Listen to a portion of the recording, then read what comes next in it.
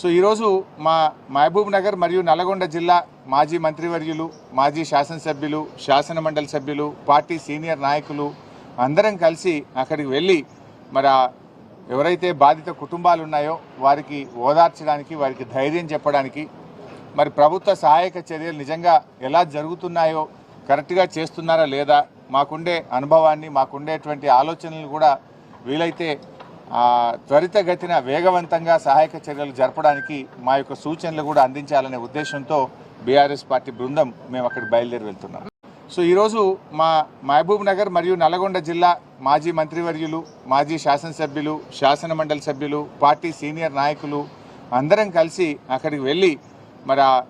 ఎవరైతే బాధిత కుటుంబాలు ఉన్నాయో వారికి ఓదార్చడానికి, వారికి ధైర్యం చెప్పడానికి,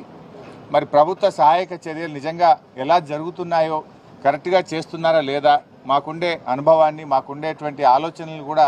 వీలైతే త్వరితగతిన వేగవంతంగా సహాయక చర్యలు జరపడానికి మా యొక్క సూచనలు కూడా అందించాలనే ఉద్దేశంతో బీఆర్ఎస్ పార్టీ బృందం మేము అక్కడికి బయలుదేరి వెళ్తున్నాం.